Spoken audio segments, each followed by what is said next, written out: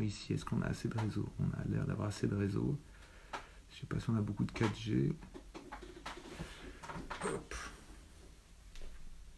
Alors attends, je le change juste en attendant. Hop.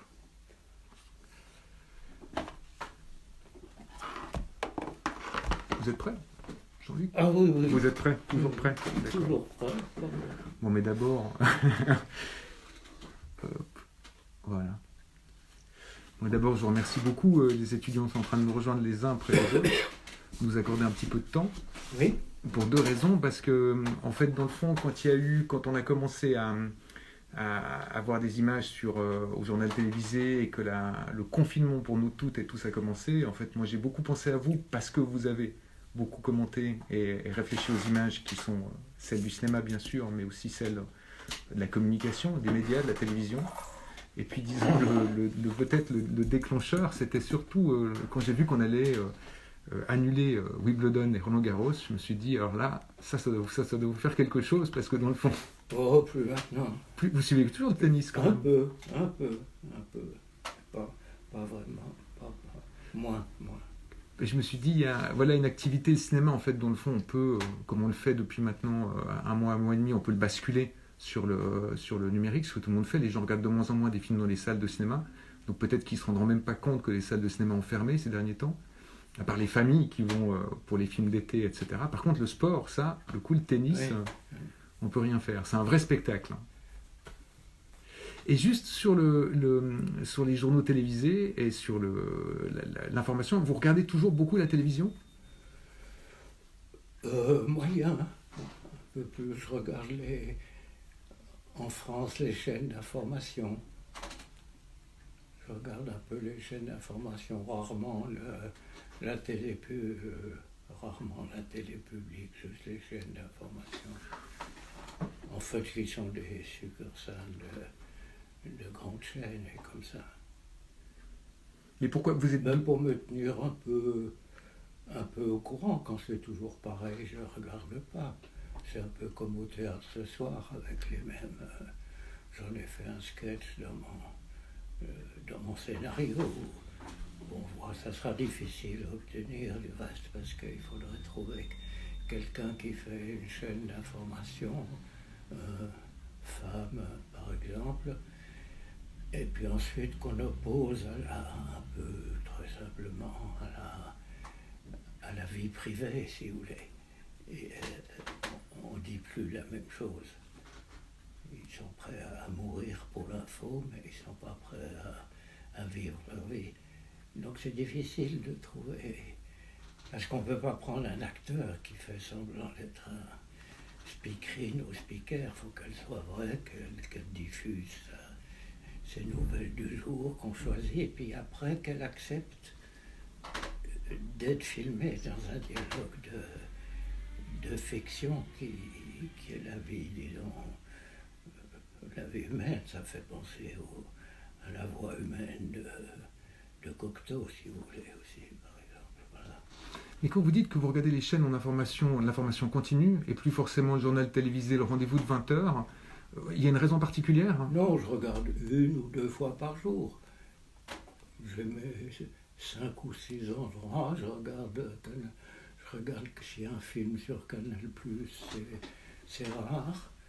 Et puis de temps en temps sur les programmes, si je vois un ancien film que j'ai envie de revoir, ou que je repique pour l'avoir à disposition sur les chaînes d'information toute la journée, c'est pareil, donc ça suffit de regarder une fois le matin et le soir ou le lendemain matin.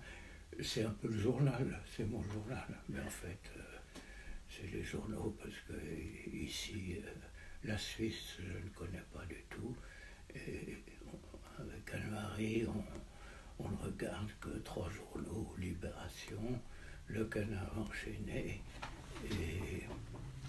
et Charlie Hebdo. Et ça fait 3 journaux d'information, ça suffit. Ça suffit. Plus l'équipe, vous lisez plus l'équipe? Non, c'est fini. De temps en temps, Le Monde, mais à côté de Libération, je trouve que c'est assez mal écrit. On voit que même s'ils ne sont pas bureaucratiques, de temps en temps, il y a un écrivain dedans qui est mieux qu'un autre, et comme ça. Mais les journalistes de Libé, on sent qu'ils c'est ce qu'ils veulent. C'est un emploi, un journaliste au monde. Il y a le monde qui dirige. Et quand vous regardez les chaînes d'information, vous n'avez pas l'impression de regarder des rushs, parce qu'effectivement, il y a quelque chose qui est très répétitif. Tous les jours, on répète les prises, chaque journal, chaque heure, on revoit les mêmes sujets, avec une petite modification, des fois, en termes du jeu des présentateurs du journal télévisé. Alors, on peut voir... Oui, on finit par les regarder comme au théâtre ce soir. Il y en a un ou deux qu'on aime mieux que les autres, parce qu'ils se débattent mieux, si vous voulez, comme ça, chacun sait. Mais c'est tout, mais pour l'information elle-même, c'est... Enfin, je crois du reste que le virus sur lequel on ne donne pas beaucoup d'informations, justement, mais ça vient de la théorie de l'information de Shannon, et ensuite d'autres. Le virus, c'est une communication, il a besoin d'un autre, d'aller chez le voisin, comme certains oiseaux, pour y entrer. Et donc, quand on envoie un message, même sur un réseau, on a besoin de l'autre pour entrer chez lui. Donc ça m'étonne un peu qu'il ne parle pas de l'information.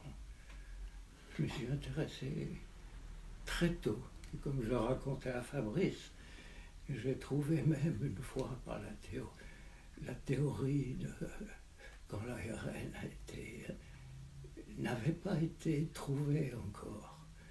Une discussion avec un de mes oncles, Jacques Monod, qui avait, j'ai oublié, mais il disait ça va toujours tout droit l'ADN. Je lui dis mais puis l'ARN qui communique l'ADN, puis j'ai dit mais et si l'ARN va en arrière? Et 2 ou 3 mois après, ils ont trouvé la transcriptase inverse. Donc ça m'a toujours intéressé. Mais vous avez l'impression que l'information va toujours dans le même sens, hein? Non, pas du tout. Est-ce qu'elle va des fois en arrière, hein, comme l'ARN? Trop peu. Non, parce qu'ils ne font pas attention. Ils voient que le virus va en avant, ils ne pensent pas qu'il va en arrière. Mais en même temps, notre... Vous demandez à un médecin, il ne pense pas que la maladie qu'on a, ça peut aller en arrière aussi. Il y a l'idée de la progression tous les jours au journal télévisé. Oui, mais ça, c'est le capitalisme, c'est la croissance. Mais ça, on a une chiffre, quand on regarde le journal télévisé, que ce soit sur les chaînes d'infos, que c'est sur la grande messe de 20h, il y a quelque chose de très graphique, c'est qu'on voit la courbe de la pandémie qui fait comme ça, et puis l'économie qui fait comme ça. La courbe, pour moi, la courbe, c'est ça. Oui. Pour eux, la courbe, c'est ça. Oui. C'est pas la même chose. Alors disons, la chute... Parce que quand on fait ça, pour pouvoir faire un graphique qu'ils appellent courbe, ils oublient chaque fois que ça fait ça. Oui, oui. Ils ne pensent que ça. Voilà, c'est tout. Moi, je dis rien d'autre, je remarque ça. C'est tout. Par contre, l'économie, on voit qu'elle fait une vraie courbe qui se croise. En fait, ce qui est drôle, c'est que le virus fait comme ça et... Ils font aussi des vraies courbes, mais en fait, ils montrent un diagramme. Un diagramme n'est pas une courbe. Donc, tout ça, la langue fausse tout. Je ne crois plus tellement à la langue. Je pense que ce qui ne va pas, mais comment changer, c'est l'alphabet. Mm-hmm. Il y a trop de lettres, il faudrait en supprimer beaucoup. Et puis après, passer à autre chose qu'ont toujours fait les peintres. Mais oui, ce qu'on n'a pas fait, la photographie quand Niepce et puis Daguerre après l'a un peu inventé. Il ne pense pas qu'il faisait qu'une copie. dans quel sens elle laisse cette copie, je ne sais pas. Les peintres n'ont jamais fait de copie. Enfin, il y a des copieurs qui vont copier au Louvre, qui sont pour ça, mais le peintre lui-même, Cézanne, Van Gogh ou d'autres, non. Ça a été porté au... C'est drôle parce que la photographie a été inventée quand même avant les impressionnistes. Les impressionnistes, ça a été une réaction, je pense, contre ça. Et puis ensuite, c'était à peu près fini, c'est devenu tout autre chose. Bonnard, vous savez, il y a des belles photos de Bonnard où il est pris en photo, et on se rend compte qu'après le moment où il est pris en photo, il peint beaucoup moins les autres. Il ne fait que peindre des paysages, comme si dans le fond il se disait que les portraits, les peintures de personnes... Il faisait des photos comme ça, il y a des très belles photos de Bonnard, un peu floues quand il peint sa femme dans un tube ou dans des choses comme ça. Ils ont utilisé. Zola faisait beaucoup de photos, il s'est beaucoup disputé avec Cézanne aussi. Il y a un peintre pourtant il y a un peintre qui avait peut-être quand même un petit peu cette fonction de, pas de reporter, mais de rapporter quelque chose, qui est Goya, que vous appréciez. On dit que Goya est une des premières personnes qui, dans le fond, va permettre aux gens de voir ce que c'est véritablement que la mise à mort, la guerre, la destruction. Oui, et là, voilà. Oui, là, Velázquez déjà, simplement quand il peigne la famille royale, hein, c'est pas un cadeau pour la famille royale. Alors que quand la BBC ferme... tout ça, c'est autre chose. La peinture, ou ce qu'était la peinture pour moi, est resté. Je gribouille quand je fais de la peinture, mais de faire ça avec son pinceau n'est pas la même chose que faire ça. J'ai fait un film autrefois qui s'appelait « Comment ça va ?» et où Anne-Marie jouait une secrétaire de la CGT qui analysait en fait ce qu'on faisait quand on faisait ça. Ce geste. Ben, à la ligne, et comme ça, et qu'on ne disait plus rien. C'était contre Libération à l'époque. Pourquoi contre Libération ? Parce que je trouvais qu'il ne faisait pas assez de photos où ils n'étaient pas assez en prise sur, comme c'est venu un peu après, en prise sur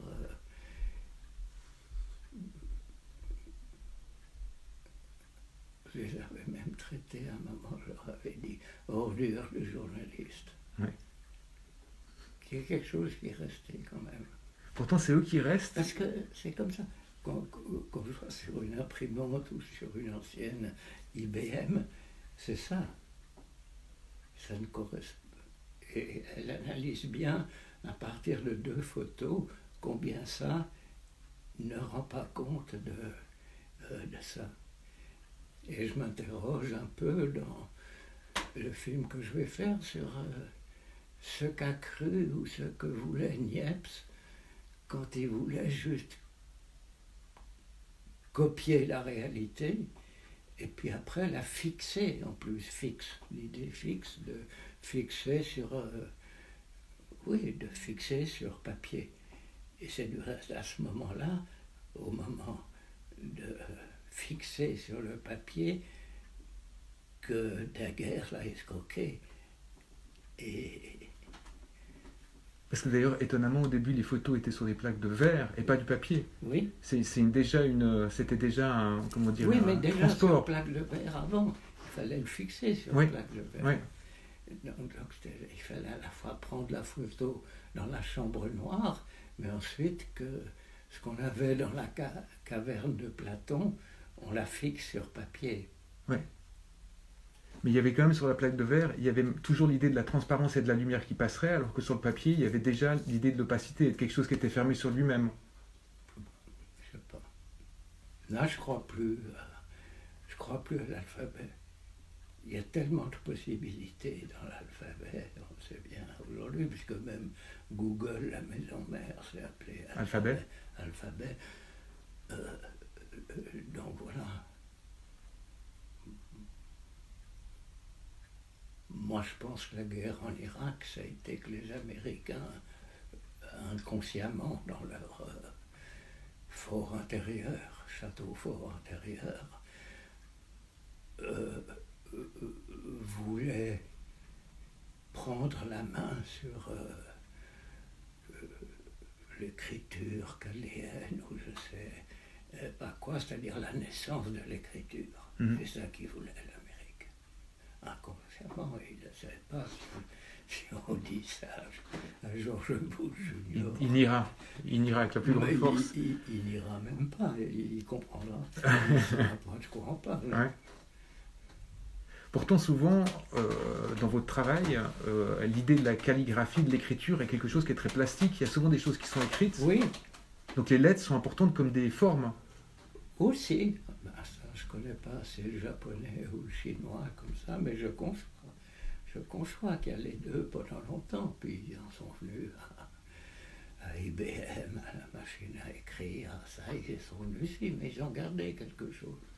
Comme dans le théâtre, le no japonais, ou d'autres choses comme ça, bien sûr. Mais très tôt, mais ça a pris beaucoup de temps. Le premier bouquin de philosophie qui m'est vraiment marqué, c'est un bouquin de Brice Parrain, un philosophe écrivain français, qui était à des moments à la Nouvelle Revue française, et qui avait écrit un bouquin qui s'appelle Recherche sur la nature et les fonctions du langage.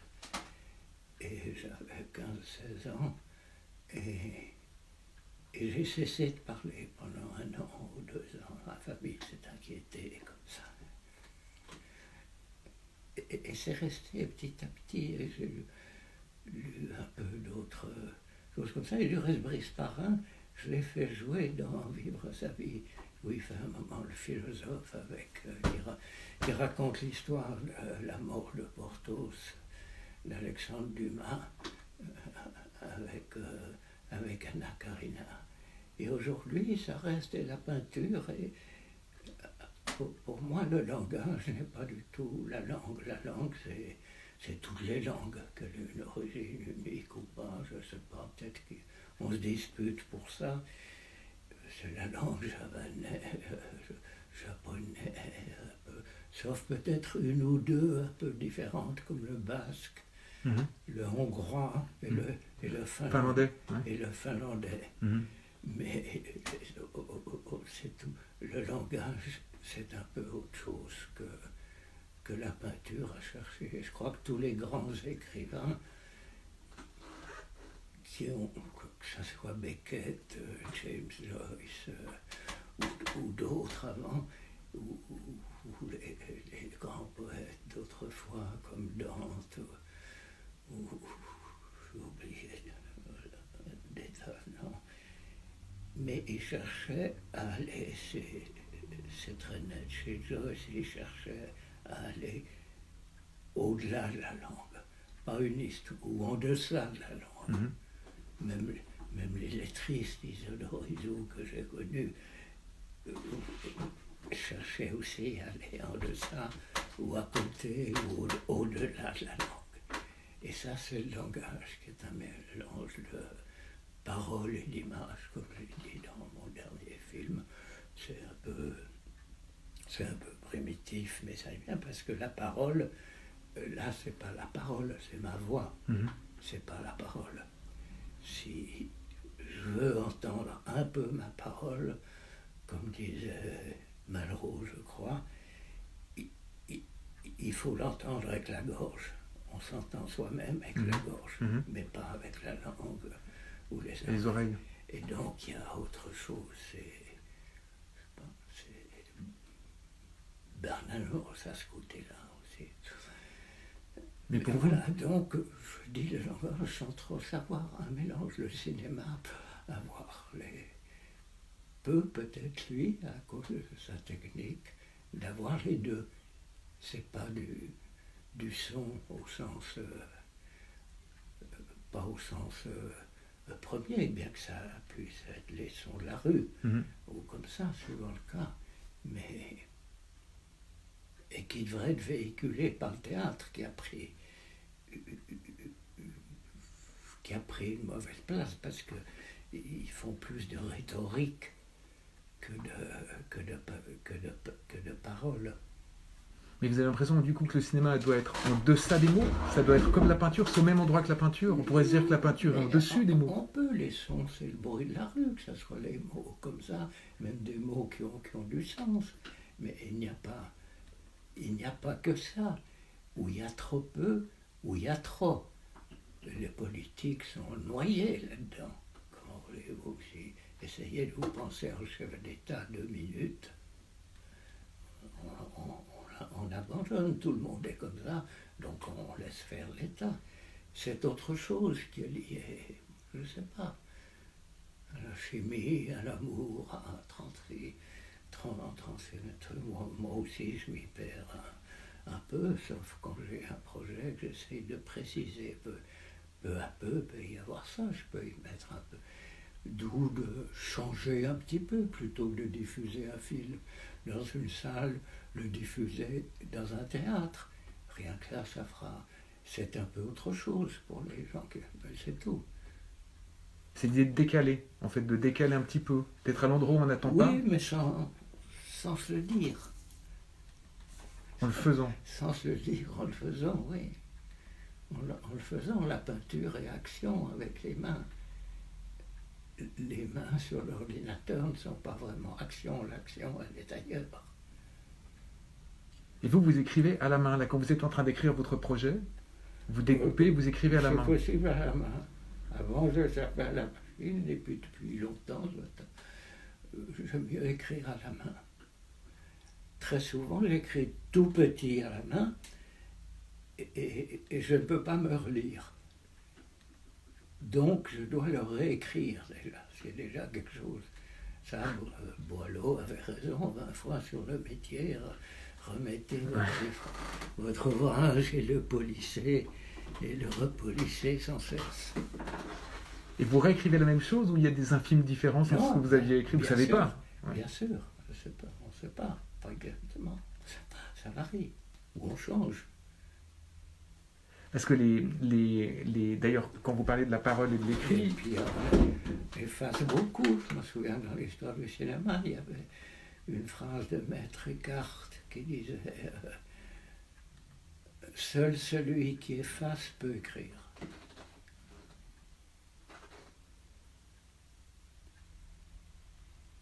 Donc tout ça, c'est...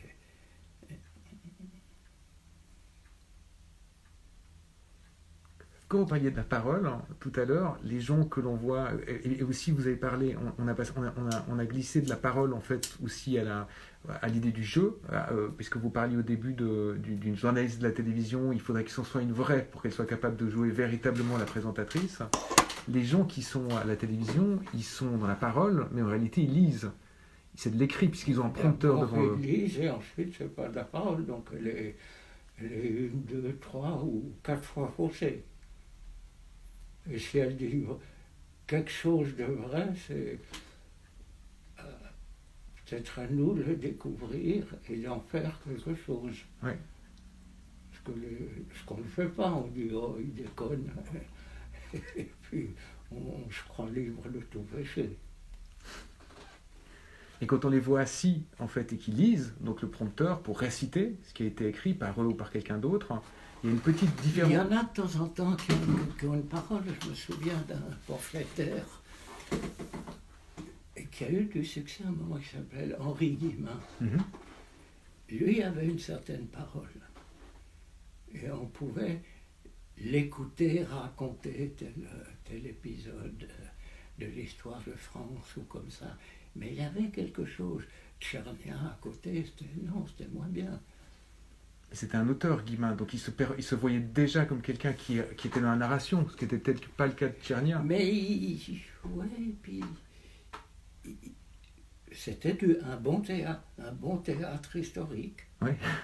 Un bon théâtre, ça valait 1000 séries sur la Révolution française ou l'autre, je ne sais pas. Alors, justement, par rapport à cette idée du théâtre ce soir, quand on est au journal télévisé ou qu'on regarde les infos, il y a une petite différence qui est maintenant le fait qu'avec l'appareil avec lequel je vous filme, qui est un téléphone portable, tout le monde, les journalistes, ont beaucoup l'habitude de prendre leur téléphone portable pour faire des interviews. Et donc d'être dans une démarche qui n'est plus celle d'être installé derrière son pupitre, mais de tenir la caméra pour parler à des invités qui sont aussi, comme on le fait maintenant, par Skype ou, disons, à distance.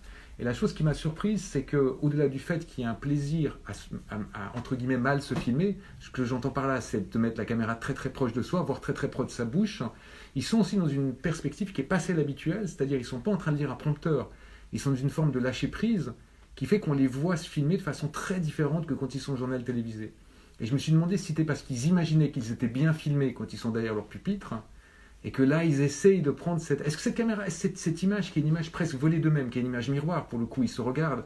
En fait, là, c'est moi qui vous regarde à travers mon téléphone, mais si j'étais un journaliste, je me filmerais moi-même, donc je me verrais en train de vous parler, je me parlerais à moi-même d'une certaine façon. Vous voyez une différence, vous, dans ce que leur façon de parler, par exemple, à l'image, quand ils sont sur leur téléphone portable ou dans la caméra, avec le prompteur et la caméra qui est devenue un robot, il n'y a plus personne derrière maintenant. Ils sont tout seuls dans un studio avec des machines. Je ne sais pas, ça me dépasse. Ou quel est l'envers du mot dépasser, ça me soustrait. Ça vous soustrait. Et à propos de Skype, je m'en souviens que Jean-Paul m'avait proposé Skype et j'ai essayé, et en un jour, j'ai eu toute une nuée de sauterelles, de filles de joie, disons, qui me téléphonaient pour un rendez-vous. Donc, je voulais pas Skype. Vous avez arrêté? Quasiment un jour. Ouais. Et j'ai pris plutôt Apple, puisque Apple a son Skype personnel, Oui. Sous le nom de FaceTime. Voilà, mais sans que personne vous téléphone. Ah non, j'ai cru que vous me disiez que l'annuel sauterelle, c'était comme une sorte de punition divine. Vous aviez succombé à Skype et il y avait une punition divine qui était une... Oui, ça a été ces sauterelles de joie qui m'ont fixé rendez-vous tout de suite.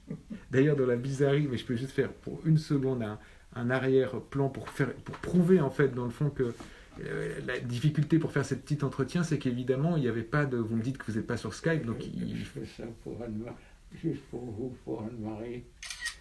D'accord. Vous prouvez qu'on était ensemble, mais je tiens à dire que du coup, on ne s'est pas serré la main, que j'ai pris une distance qui n'est pas celle qu'on prend forcément avec les acteurs. Qu'on voit le pli du nez qui fait une grande... comme ça, et qu'on voit le sourire après, et on dirait un masque dans une peinture de... Ensort, vous voyez qui est? Oui, Ensort, bien sûr, ouais. Ça prouve en fait le fait qu'on respecte les directives, en tout cas des Suisses qui demandent qu'on se tienne à distance, etc. Oui, comment ça s'appelle, le gouvernement fédéral, il a l'habitude de se tenir à distance. Oui. Pourtant, on voit là, les ministres qui vont beaucoup, on a l'impression qu'ils doivent prouver qu'ils vont voir le peuple parce qu'ils vont dans les hôpitaux. Ils n'arrêtent pas de dire, d'ailleurs, quand ils arrivent, ils font toujours cette blague de dire « je ne vous serre pas la main ». C'est un running gag qui pourrait être un gag pour une comédie américaine des années 40, où chaque fois, dans un film de Lubitsch, chaque fois quelqu'un arriverait et dirait « on ne se serre naturellement pas la main ». Ils font un peu presque « hi myself » cette fois-ci, ils se disent bonjour comme ça de loin. Mais ce rapport, en fait, dans le fond, quand vous parliez du langage et que vous parliez de la langue, là, par exemple, le fait que... La langue, c'est ce qu'on parle tous. Et comme ça, je ne suis pas contre. Mais les trois quarts des bons écrivains, ils font autre chose que le commun des mortels avec la langue. C'est pour ça qu'ils deviennent connus, célèbres ou pas célèbres du tout. Mais il y a autre chose, c'est aller plus loin. Ce qu'avait déjà un peu, en partie, puisque la peinture n'avait pas tout, mais qu'elle avait ça d'aller, ce qu'il faut bien appeler le langage. La science aussi, ils sont empêtrés dans les mots et dans les chiffres, sinon il n'y aura pas il n'y aurait pas de catastrophe comme ça et comme ça. Non, je sais pas. Dans les chiffres, il y a beaucoup de lettres. Mais vous faites souvent référence d'ailleurs aux scientifiques. Oui, parce que ils cherchent. Ils cherchent et ils font pareil. Ils ont un œil sur un télescope ou sur un microscope ou sur des dessins et ils cherchent. Après, c'est quand ils trouvent, ils retombent dans la langue. Il y en a beaucoup moins. Il y en a moins qui ne retombent pas dans la langue et qui ne sont pas connus tout de suite ou qui ont des problèmes et comme ça, ou qui deviennent fous. Mais comme s'il y avait, je dirais pas une nostalgie, mais un plaisir de votre part à avoir été à cet endroit-là, c'est-à-dire avoir dans une démarche qui est peut-être plus scientifique, hein. Comme s'il y avait une nostalgie que ce soit. Mais les deux. Je m'intéresse à Nietzsche aussi bien qu'à Lubitsch, comme ça. Je suis content d'avoir trouvé le cinéma, qui est une espèce d'antibiotique, si on peut dire. Mm-hmm. Mais, contre quoi? Contre...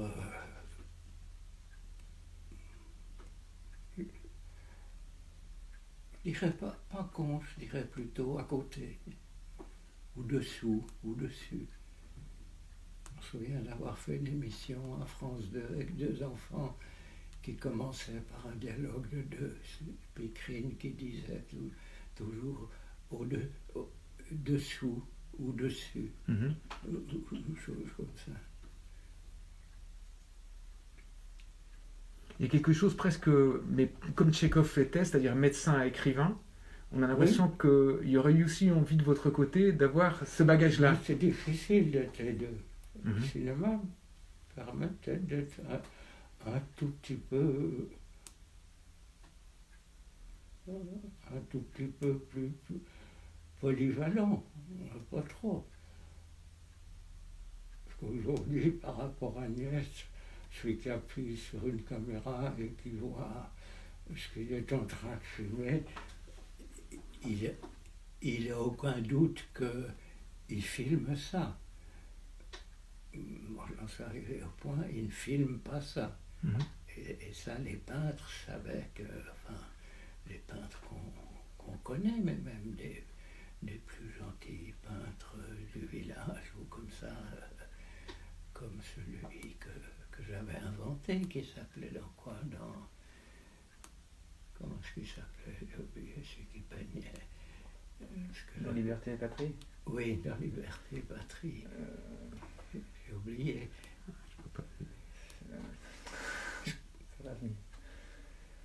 C'était d'après Rameau. Oui. C'était d'après Rameau. C'est un film que vous avez fait pour les 200 ans du gouvernement vaudois, enfin de la libération du canton de Vaud. Il s'appelait, maintenant qu'on le cherche. On peut faire comme tout le monde, on peut aller sur Google. Hein, non, mais c'était sur Alphabet. Un petit peintre, et j'ai fait. Mais c'était un peu qui était en Suisse, puis qui était allé à Paris, puis qui est revenu en Suisse, et il a fini par peindre. Voilà, comme ça. Mais vous avez l'impression, vous, que dans votre travail comme un peintre, vous allez plus ça avance vers quelque chose qui est de l'ordre de la précision? Ou comme un savant? Non. Non, disons de la passion, ou de l'émotion, ou du doute. J'aime bien citer cette phrase de Conrad, qui est nous travaillons dans la nuit, nous faisons ce que nous pouvons, le doute est notre passion, et la passion est notre tâche. C'est dans quoi? C'est dans film socialiste. C'était la joueuse de tennis, là, Cécile Tanvier, qui disait ça. Ouais. Ah, ça se termine avec et le reste, c'est la folie de l'art, quelque chose comme ça. Oui, ce que j'ai supprimé pour pas revoir l'air. Que je rajoute, madame me connaît. Et oui, il y a des peintres qui sont partis, je me souviens pour parler d'un autre peintre vaudois, les premiers portraits, les portraits de Vallotton, jeune homme. Vallotton, j'aime beaucoup. C'est des portraits d'une précision, tous les cheveux oui, scientifiques. Il souligne après, même Suzanne Valadon va souligner la mort. Ouais. Non, c'est très beau. Et il se repeint à la fin de sa vie, à l'aube de sa vie, avec quelque chose qui est beaucoup plus, comment dire, souple dans le pinceau. C'est-à-dire, on est moins à la recherche d'une sorte de précision du cheveu, de la peau, on est dans une sorte d'aspect général de la personne. C'est pour ça que je me demandais dans votre travail si vous aviez l'impression de faire le même mouvement, en fait, d'aller vers quelque chose qui est plus... Non, ça, je me demande plus. Je fais. Je suis un scientifique, je note ce que je fais. Et là, ils ont souvent aucun doute, ou ils n'ont pas de doute technique. C'est qu'on va pouvoir faire ci, faire ça et faire ça. Alors qu'il y a un doute plus profond chez l'artiste, si vous voulez, par rapport au scientifique. Mais quand vous dites je fais, vous faites ce geste-là, vous faites le geste de l'écriture. Non. Vous faites ça. Oui, je fais. Comme par pointillisme, vous faites les choses. Mais c'est une action. Le scientifique fait une action, le médecin fait une action. Quand il pose un diagnostic,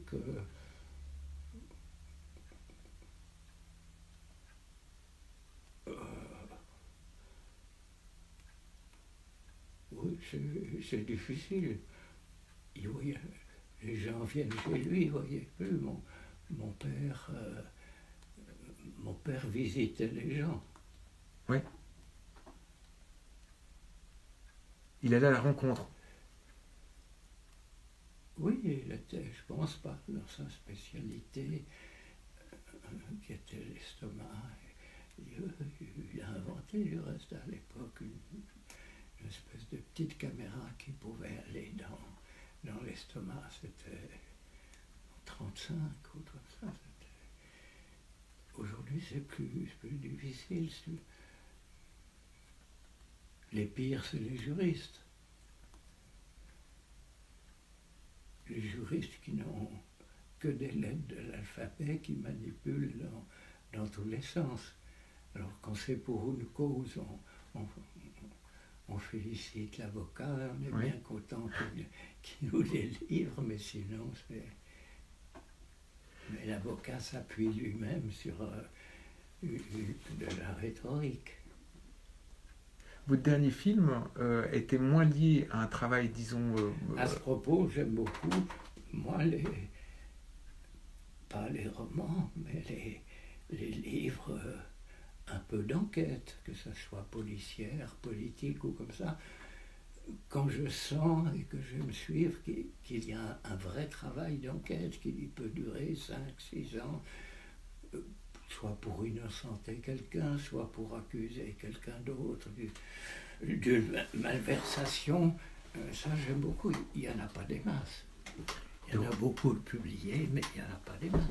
Les romans noirs ont toujours ce côté documentaire. Certains. Connaître la vie des criminels, des policiers. Les premiers romans de Manchette. Oui. Mais qui étaient... Ils se prenaient pour un critique de cinéma aussi. Et les films d'après les romans de Manchette ont été faits par José Giovanni, même pas par Melville. Les Goodies aussi. Goodies, il y avait un plaisir. Aussi. La description très précise du mot. Tout à fait. Presque une enquête, on a l'impression de lire des romans réalistes. Oui, c'est un point commun qu'on avait avec Truffaut. Avant de disputer, c'était David Goodies.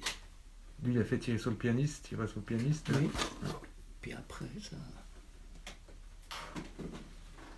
Mais cette précision, en fait, quand vous dites, par rapport justement je disais votre dernier film, ou vos derniers films, il y a l'implication en fait de la mise en scène avec les acteurs, d'aller à la rencontre d'acteurs, et elle s'est fait plus discrète. Oui, complètement. Mais est-ce que vous avez l'impression, est-ce que c'est quelque chose qui vous manque d'abord? Non. Pour le film avec Roxy, je dis avec Roxy parce que les autres acteurs, je ne sais pas qui c'est, et qu'ils auraient pu être presque n'importe qui. Ouais. Au début, j'avais essayé de choisir, et puis après, j'ai dit, on prend celui-là, il a l'air honnête, et puis voilà. Ce qui était vrai, mais c'était Roxy, le principal. Non, parce qu'on ne peut pas, les acteurs, ils sont aujourd'hui dans quelque chose de tout à fait faux entre la même s'ils sont humbles, ils sont dans la mégalomanie du personnage. Ou comme ça, ils pensent qu'ils peuvent jouer un autre personnage que eux. Et c'est pas évident que leur jeu est un autre, comme Rimbaud le disait. Non. Mais ça, très tôt, j'ai senti. Mais il y avait des figurants que j'aime bien parce qu'ils étaient, pour eux-mêmes, ils étaient vedettes à ce moment-là. Donc, il y avait une innocence chez eux qu'il n'y a plus chez la star. En même temps, quelqu'un Alors qu'à Hollywood, il y a eu un moment, jusqu'au milieu du parlant, où la star était encore honnête, mais parce qu'ils étaient tenus très, très, très fort par les producteurs. L'autre possibilité, c'est de leur faire ce qu'ils sont, alors ce que vous avez souvent fait dans vos films, ou ce qu'ils désirent être, ce que Rivette faisait, par exemple. C'est un échappatoire. Ouais. Mais il faut qu'ils en soient capables et qu'ils ne fassent pas d'autre chose à côté. Et Roxy, vous étiez sûr qu'il faisait ce qu'il voulait ou qu'il faisait quand même quelque chose pour la caméra? Pour son maître? Non. Non? Il faisait ce qu'il voulait et je lui faisais faire des choses dont il a l'habitude, que ce soit manger un bout de cervelas à tel endroit, il y allait. Mais ce rapport, par exemple, est-ce que vous avez l'impression que quand vous alliez vers les acteurs, il y avait quelque chose qui était semblable que votre père qui allait trouver ses patients, ou c'était complètement différent? J'ai pas pensé tout de suite. J'ai pas pensé tout de suite.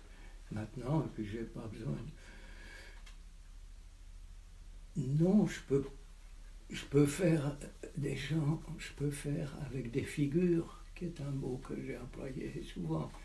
Pas un acteur, mais une figure. Il faut qu'il représente autre chose. Ils peuvent pas, non, je pourrais pas parce que je saurais pas quoi leur dire. Faites ci, faites ça, ou faites ce que vous voulez. Et ça, c'est pas intéressant, et ça vaut pas la peine qu'ils aillent gagner leur vie ailleurs. Non. Mais vous vous forciez avant, du coup, à leur parler? Vous vous forciez à leur dire quelque chose? Non, mais je croyais, je pensais, je suis pas venu d'un coup, je suis pas venu d'un coup comme ça. Et donc, du coup, il n'y aurait aucune idée de se dire, quand je reprends votre idée de filmer une journaliste télé qui fait ce qu'elle sait faire, on ne saurait pas quoi lui dire si on devait prendre une actrice. Qu'est-ce qu'on pourrait bien lui dire? Rien, en fait. C'est pour ça que vous dites qu'il faudrait prendre quelqu'un dont c'est l'emploi. Mais je ne peux pas prendre une actrice, parce que là, elle n'a pas à dire ça, elle n'est pas figurine, elle ne peut pas. Donc il faut que pour le spectateur, je commence à penser un peu au spectateur dans le désir de me suivre un peu, et quand j'oppose, c'est une séquence qui s'appelle Fake News, une journaliste de LCI, TF1, qui est capable, et puis après la même chez elle, qui écoute quelque chose que lui dit son amant ou sa mère ou sa petite fille, c'est tout. C'est tout, quoi. Et pourquoi ça s'appellerait... Au spectateur à voir s'il sent une différence. L'un qui s'appelle Virus des infos et l'autre simplement, puisque c'est un titre d'un de mes films, Vivre sa vie. Et pourquoi ça s'appelle Fake News, cette séquence? Parce que c'est du domaine public aujourd'hui.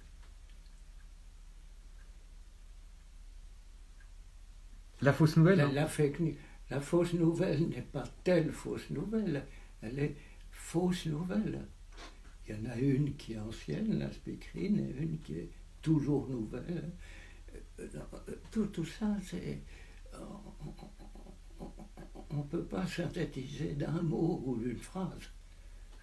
Ça, la langue ne le permet pas. C'est-à-dire de pouvoir... Ou le permet trop. Peut-être de pouvoir dire ce qui est faux et ce qui est juste? d'avoir un sentiment de quelque chose qui est peut-être vrai. C'est pas faux. Atomiquement, c'est pas faux. Oui, atomiquement. Atomiquement. Mais l'autre, même atomiquement, elle est pas même. C'est pas les mêmes atomes.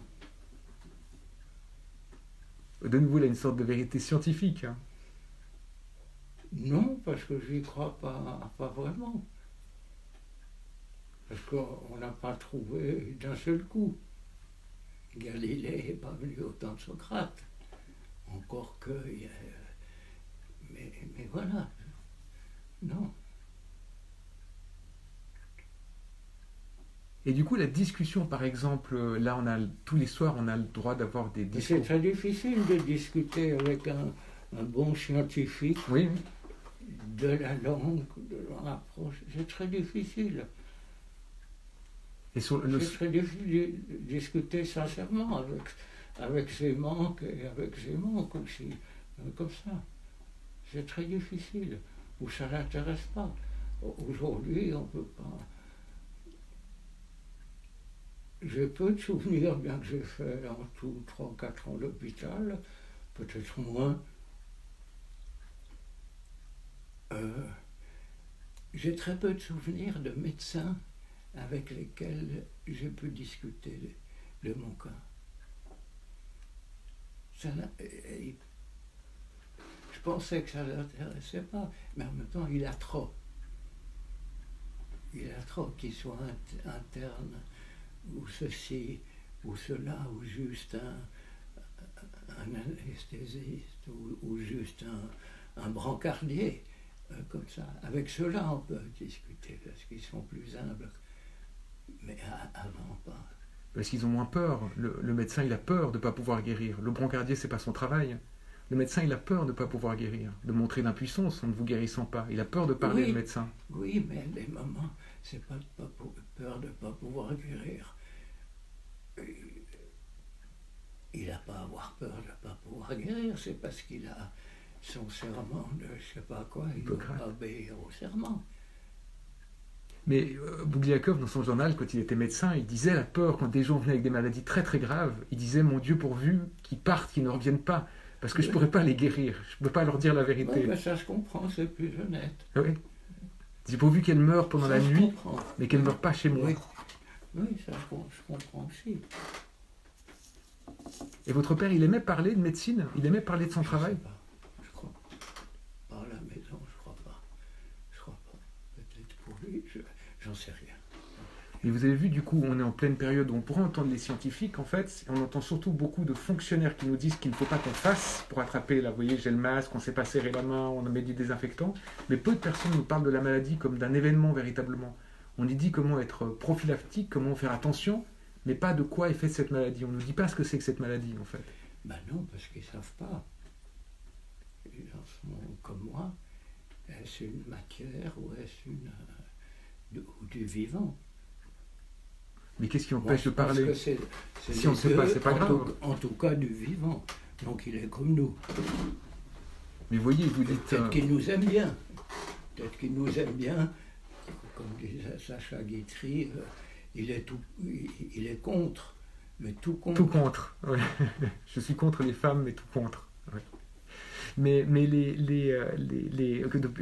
depuis quand est-ce qu'il faudrait savoir, en fait, pourquoi les scientifiques devraient savoir pour en parler? Les artistes n'arrêtent pas de travailler sur des choses qu'ils ne connaissent pas ou qu'ils ne savent pas, pour essayer de trouver. Peut-être que s'ils parlaient plus, ils trouveraient, les scientifiques. Un peu, mais pas autant qu'ils le disent. Un peu, oui. Un peu, je ne suis pas contre, mais un peu.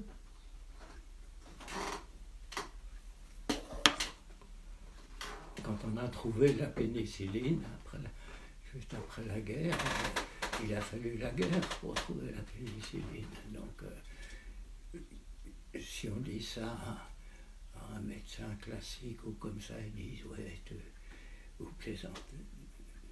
C'est Godard, il plaisante. Et voilà. Mais vous voyez, je vais me risquer un parallèle. C'est comme la mémoire, je disais à un médecin, un Genelier qui m'a un moment sauvé la vie. Anne-Marie n'y croyait pas. moi, je n'ai pas très envie, mais Anne-Marie avait envie, c'est elle qui a décidé, j'en étais content.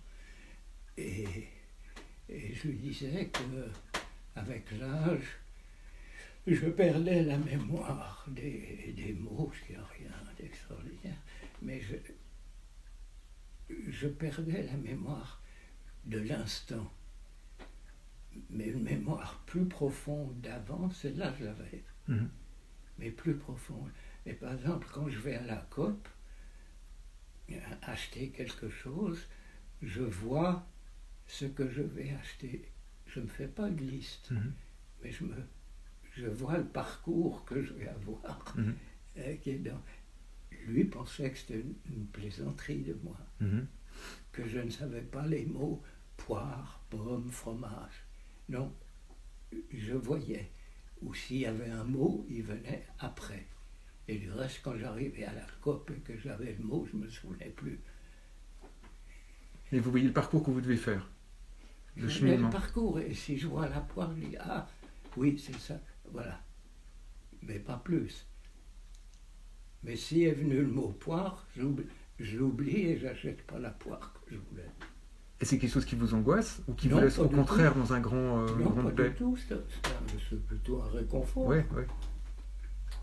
Par rapport à ce que vous disiez sur les scientifiques, mais vous voyez ici, on est à Rolles, tout près de là. Pendant longtemps, les scientifiques, c'était aussi des explorateurs, des aventuriers. À Aubonne, il y avait Alexandre Yersin, qui est parti, qui a découvert le bacille de la peste, mais c'était un aventurier d'abord. Et pendant longtemps, les réalisateurs, les cinéastes, étaient aussi plutôt des aventuriers, des gens qui partaient avec des scénarios qui n'étaient pas aussi formatés que ceux qu'on peut avoir aujourd'hui. Et qu'on trouvait peut-être plus de choses parce qu'on partait un peu en vadrouille. Est-ce que vous ne croyez pas qu'on aurait peut-être plus de solutions de trouver un remède à la crise si on confiait toute cette affaire à plutôt des aventuriers plutôt qu'à des scientifiques? Comme le cinéma s'en sortirait mieux avec des aventuriers, peut-être. Oui, bien sûr, mais on est trop peu nombreux. Et comme on est en démocratie, c'est la majorité qui en bonne démocratie, c'est la majorité qui dirige. C'est qui le on est trop peu nombreux? Ça, un peu les aventuriers, d'autres choses qu'il y a toujours eu dans le cinéma, mais le cinéma, à un moment donné, a eu aussi des classiques qui dirigeaient mieux que des aventuriers. Oui. Pour moi, c'est la langue, parce qu'on se dit quelque chose, on n'arrête pas de se parler, ou comme ça. Quand vient le soir ou le temps des rêves, on passe pas facilement, si on est un peu conscient, aux rêves comme ça. Ça passe par des tas de phrases où on n'y arrive pas et on s'embourbe dans ceci et comme ça. Et puis à des moments, si on est très fatigué, ça va. Mais non, c'est pas les rêves. C'est marrant. Le sort qu'on fait à Freud aujourd'hui. En France, ils l'ont supprimé de l'éducation nationale. Oui. Et moi, je les Et soupçonne. du reste, Freud, quand il est arrivé en Angleterre, avec un cancer à la mâchoire, sur son passeport, il avait mis, car il était viennois, et ça avait été conquis par Hitler, on a mis Alien Stranger, ennemi étranger. Ça, c'est la langue. Mais si les Français font un sort à Freud, c'est parce que justement il était beaucoup plus dans les images et qu'ils ont leur héros national qui est Lacan, qui est dans les mots pour le coup. Il était dans les deux. Oui, mais Lacan, il fait des images avec ses mots. C'est quelqu'un qui souhaite autre chose aussi. C'est pas un mauvais. C'est un très bon. C'est pas un mauvais bougre. C'est pas un mauvais bougre. Je disais. Et ça, je crois tout à fait que les vrais. Cette Joyce, c'est très difficile à lire. Joyce, il faut savoir vraiment très très bien l'anglais. Mhm. Et ils en avaient fait une traduction en France par Valérie Larbaud, quelque chose d'autre. Ça n'a pas de sens, comme ils disent. Mais pourquoi vous pensez qu'on fait un mauvais sort à Freud maintenant, en France, particulièrement maintenant? Ben parce qu'il ferait du bien. Que ce soit pour Israël, Palestine, ou tas de choses, on va pas relire Moïse et le monothéisme ou un malaise dans la civilisation, ouais. ou comme ça, c'est-à-dire lentement des fois, à haute voix. On ne lit plus à haute voix. Petit, moi j'étais par mon grand-père, on a appris à lire à haute voix. On lisait à haute voix un peu en famille. Ça, c'était mon grand-père maternel, c'était pas mes parents. Et c'est quelque chose qui est toujours très présent dans votre travail. Oui, qui est resté. On voit les acteurs lire. Même si on ne le fait plus, on pourrait. Si on adapte un roman, on peut faire lire des personnages assis qui lisent, mais il faudrait qu'ils parlent comme Guillemin, comme l'autre, ce qui n'est pas le cas. C'est quelque chose qu'on devrait apprendre dans le fond dans les écoles de cinéma, puisque les étudiants de l'école nous écoutent. On devrait leur faire lire à haute voix. Je ne sais pas ce qu'ils apprennent. Mais est-ce qu'ils devraient apprendre à lire à haute voix? À l'époque de la Nouvelle Vague, oui. À l'époque, s'ils veulent devenir acteurs, oui. À l'époque de la Nouvelle Vague, je pensais qu'il fallait enseigner, ce qui était un plus pour moi à l'époque, c'était qu'il fallait enseigner le cinéma dans les universités. Oui. Aujourd'hui, où il faut, en France, bac plus je ne sais pas combien, pas comme ça, plus partout, l'école, tout ça, je dis il faut renvoyer tout le monde, rester chez vous et... En même temps, vous savez, je me dis, voyez, là on est en train de parler, et tout le monde peut commenter ce qu'on est en train de dire. Les étudiants, la grande différence qu'il y a peut-être au moment où vous faites du cinéma, quand vous commencez à faire du cinéma, même moi qui est d'une autre génération, mais malgré tout, les films étaient vus et commentés par peu de personnes. Aujourd'hui, Oui. les étudiants, leurs films sont vus sur des plateformes où tout le monde commente. Et les écoles, c'est peut-être le dernier endroit où ils peuvent faire des choses où le jugement n'est pas immédiat, c'est-à-dire où il n'y a pas immédiatement en fait dans le fond les commentaires, les likes, les pouces en haut, le pouce en bas. Les écoles, peut-être pendant longtemps, elles étaient coercitives et j'ai l'impression que c'est le dernier endroit où on n'est pas jugé. Alors que là, quand on parle, peut-être les étudiants, plein de gens envoient des commentaires pour dire qu'on est bien, pas bien, que c'est juste, faux, qu'on se trompe. Alors les écoles, elles permettent d'avoir un endroit où il n'y a pas ce jugement-là. Moi, j'en ai pas fait non plus. Mais... Ça vient de Yves Yersin. Oui, ça vient de Yves Yersin. Ah, Ouais. oui, je le connais autrefois. La même famille que l'explorateur d'Aubonne qui a découvert le bacille de la peste. Ah, je ne savais pas. Ouais. Ah oui. Donc c'est peut-être le dernier endroit où on peut avoir le droit de faire des films qui sont vus, qui ne sont pas jugés par tout le monde, qui partent pas directement en inquisition. Peut-être. Hein. Mais pourquoi vous pensez que ça devait être à l'une? Est-ce que Francis Rosser a été dans une école? Non. Oui, mais pour moi, Francis, qui est très très malade. Oui. Très très malade. Ouais. En ce moment. Je l'ai vu encore pas il n'y a pas longtemps. Ouais. Ouais, mais j'espère qu'il ne va pas passer, mais il n'a plus beaucoup de...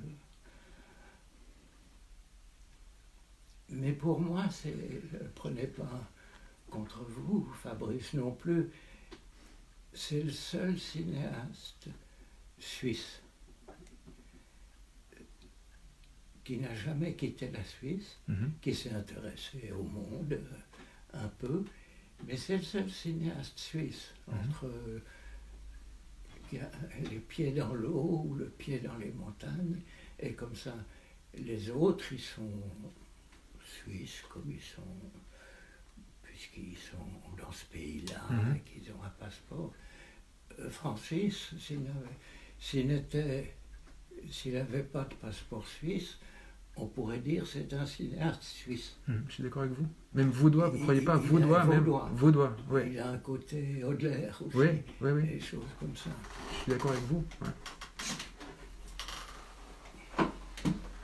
Il a d'ailleurs un projet sur Audelaire, d'ailleurs. Ah oui. Ouais. Et vous avez ce qu'on vous dit, c'est le seul, vous n'êtes pas un cinéaste suisse. Vous? Non, moi je suis français. Ouais. Passeport suisse, mais français, vaudois. Il a disparu ce fabricant. C'était qui? On est de retour. Le haut de gamme, c'était. Fabrice Aragno qui est le complice de Jean-Luc. Voilà, je vous remets en face. Moi, pour le please. Hein? Vous disiez vaudois comme Michelet disait que les Vaudois sont des Français. Oui. À un moment, il y avait une révolte au début de la Révolution française, une révolte de soldats suisses contre leurs supérieurs bernois, Oui. et qui a été sévèrement réprimée. Et ceux qui sont restés, Michelet raconte bien ça, ils ont été accueillis par des révolutionnaires bretons, Oui. qui leur ont donné des uniformes de la garde nationale française. Le drapeau vaudois comme la couleur de votre... Et il y a une phrase de Michelet qui dit, je ne sais plus où elle est. Et j'ai toujours pensé, même avant Michelet, que le canton de Vaud devrait être une province française. Voilà, avec la Savoie, c'est tout. C'était le même ensemble d'ailleurs, pendant longtemps les Savoyards étaient là, on était en Savoie ici. Ouais. Mais je vous ai apporté, du coup, je vous laisserai une toute petite reproduction d'un manuel à l'usage des libraires et des bibliothécaires vaudois, justement, fait par les Excellences de Berne, qui leur demandent non seulement de corriger et de contrôler leurs ouvrages en français et en allemand, et de déposer toutes les littératures étrangères qui seraient importées dans le canton de Vaud, ils vont déposer un exemplaire à Berne pour pouvoir la contrôler et la censurer. Donc pendant longtemps, c'était certes des francophones, mais qui étaient tenus par le joug de la censure germanophone.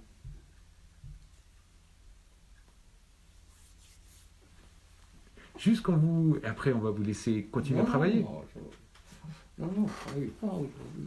Mais je sais que vous travaillez parce que... Oui, mais j'ai fini. Vous êtes en train de travailler avec Fabrice, hein. Vous êtes en train de travailler sur un nouveau film. Non, de faire la brochure, de faire le scénario, enfin d'imprimer le scénario. On en est à la Ouétaniette, c'est-à-dire de fixer sur quelque chose. Mais vous voyez, c'est de plus en plus, là, quand vous parliez de... J'ose montrer juste ça, ce qu'il y a sur la table, ou ça vous embête? Je vous montre juste ce qu'il y a dans la pièce, parce qu'on a plutôt l'impression d'être... Vous avez commencé par faire de la peinture, on a l'impression qu'on est chez un peintre, plutôt. Il y a des découpages par terre. Tout petit, j'en ai fait un peu. Il y a des crayons de couleur, il y a des... Ouais.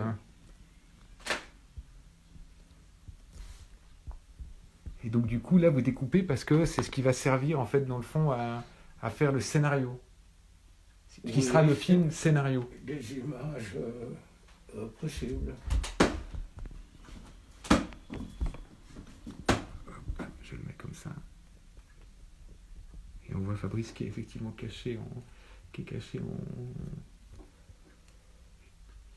l'OSD derrière nous. Ouais. Je vous remets droit parce qu'on s'est reconnecté, on s'était déconnecté. Mais quand vous dites que vous parlez de Francis Rosser et que vous parlez de son travail, vous restez en contact avec des cinéastes de cette génération? Francis, vous continuez à le voir, à lui parler? Non. C'est le seul parce que c'était l'ami d'Anne-Marie quand j'ai un an. Et Anne-Marie est restée très amie avec lui. Mm-hmm. Moi, j'ai connu Anne-Marie et après quand elle vivait sa vie. Non, ce qui m'a réuni Anne-Marie, c'était la Palestine. Parce qu'à l'époque, avec Francis, du reste, il avait fait un film sur la Palestine avant moi, Biladi. Et Anne-Marie transportait des tracts pour Paris et tout ça. Et elle a été... comment est-ce qu'on appelle, propriétaire, pas propriétaire, mais directrice de la librairie Palestine à Paris, avant que le garçon soit assassiné. Et des trucs, on est resté assez Anne-Marie est restée très proche en amitié de lui, et donc moi aussi, on est allé le voir deux ou trois fois, et comme ça, moins. Les films, je suis plus tolérant, et peut-être plus ça, mais c'est autre chose. D'ailleurs, C'est si autre chose. je dis J'aimais bien un de ces films, tout au début, qui s'appelait Un film en chantier. D'accord. Ben, pour ceux qui ne connaissent pas le travail de Francis Rosser, vous pouvez découvrir Seul, son film qui s'appelle Seul, qui est en ce moment sur le site de la Cinémathèque suisse et qui, pendant le temps de la crise, qui est en libre accès, donc si vous voulez voir Seul, en version restaurée, il est disponible sur le site de la Cinémathèque suisse qui l'a mis en ligne, pour les gens qui ne connaîtraient pas encore le cinéma de Francis Rosser. Les étudiants, par exemple. Oui, mais moi, je ne sais pas voir quand c'est en ligne, je ne sais pas. Oui. Je demande à quelqu'un de me faire un... Mais je dis que pour les je le dis pour les autres. De Ouais. me faire un DVD, Fabrice, vous me prêtez. Vous avez par contre parlé d'Anne-Marie Méville et elle vous a filmé plusieurs fois comme acteur dans ses films. Oui, parce qu'elle a trouvé d'autres qui n'allaient pas. Moi, j'ai été de remplaçant de service avec plaisir. Oui. Et vous étiez quand même assez formidable dedans, à regretter presque que vous n'ayez pas été plus acteur que ça dans les films des autres. Vous êtes très drôle dans le film avec un comique de situation oui, qui est... j'aime bien un sous-comique, enfin, qui n'est pas tatique et d'autres, tout à fait exagéré. C'est plutôt un comique marionnette, si vous voulez. À la Buster Keaton, un peu boudeur, un peu désabusé. Ah non, parce que ça, c'est elle il fallait être comme elle me disait. Et comme c'était elle, je dirais, j'aurais pas... Je ne sais pas si je l'ai accepté une fois pour quelqu'un d'autre, mais je n'aime pas. Je crois pas, mais vous êtes vraiment dans le film, vous êtes assez formidable, hein, et il y a quelque chose de très drôlatique. Et je me disais, mais est-ce que vous auriez souhaité plus souvent être comme acteur? Pas du tout. Non, le plus difficile, c'est quand il a fallu pleurer. Oui, vous êtes assis sur un lit et vous pleurez. Oui. Oui. Et comment vous avez fait? Ça, c'est Anne-Marie qui m'a bien dirigé. Elle m'a dit pleure. Et ça vous a rendu, ça a changé votre regard sur les acteurs après avoir joué vous-même? Non. Pas du tout. Vous êtes, au contraire, vous êtes dit, c'est vraiment... Parce qu'on se dit souvent, dans les écoles, pour revenir à l'école, on dit aux jeunes réalisateurs, il faut que vous jouiez une fois pour voir à quoi est-ce que ça fait, en fait. Peut-être. Mais vous n'allez pas tirer un enseignement Non. particulier sur Non. votre travail. Et Anne-Marie Méville, elle dirige les comédiens comme vous le faites vous, c'est très différent dans la Je sais méthode. pas. Non, c'est beaucoup plus en douceur. Par la persuasion, il y a un certain climat. Et puis les acteurs donnent pour faire ce qui a été demandé, parce que sinon ils ne savent pas. Non, le plus dur, c'est d'apprendre les dialogues, je trouve.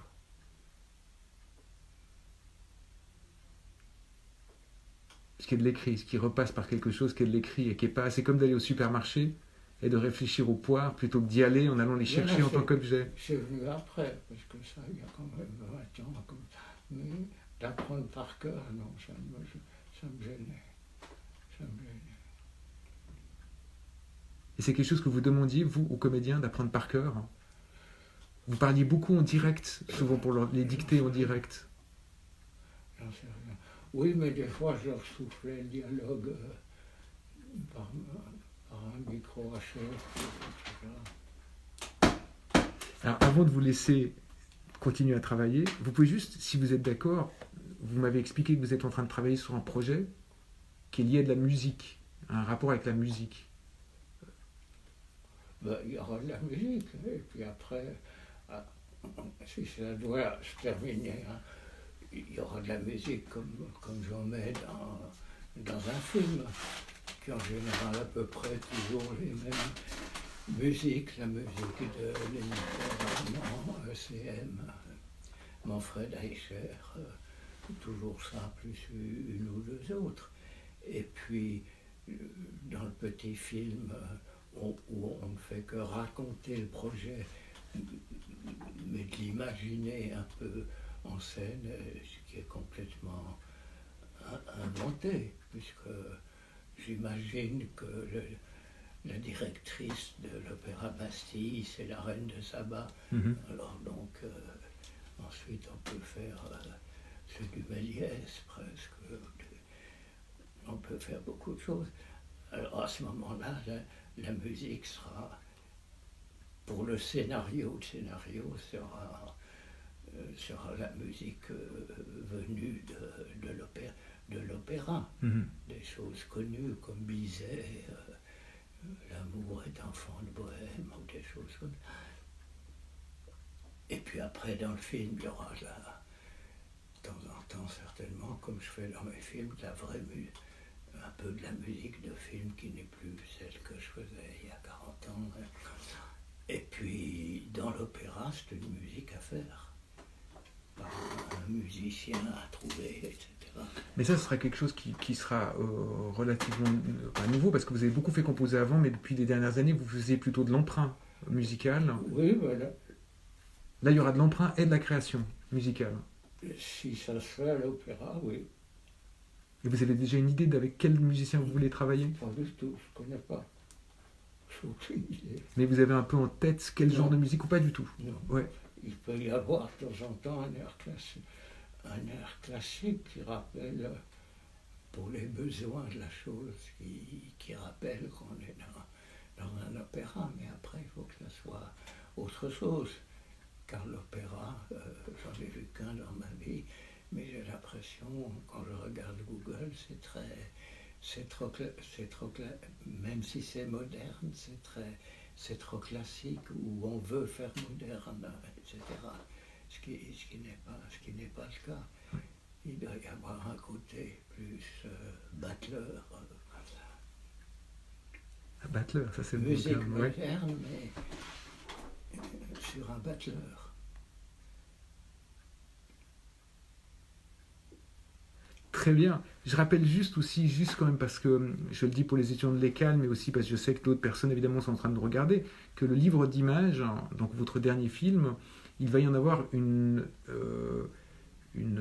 comment est-ce qu'on pourrait dire, une exposition à Nyon cet été dans le cadre du festival Vision du réel, alors là, je me retourne du côté de Fabrice surtout, qui aura lieu donc pendant l'été, on ne sait pas encore quand, puisque tout le festival est en train de se déplacer, qui serait une possibilité de voir en fait tout le dispositif démonté, c'est ça, c'est-à-dire les sons, les images organisées de façon différente que de façon linéaire dans le film.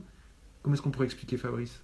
Ouais, c'est un peu le film d'effet, quoi, qu'on puisse se le refaire, que le visiteur, voyageur, se refait le film, que moi qu'on en aurait redéfait, quoi. C'est un peu comme un réouvert, ou un peu comme vous travaillez avec un film, là on a travaillé de nombreuses semaines sur le film, où on s'arrête parfois sur un plan, on peut lui changer la couleur, machin.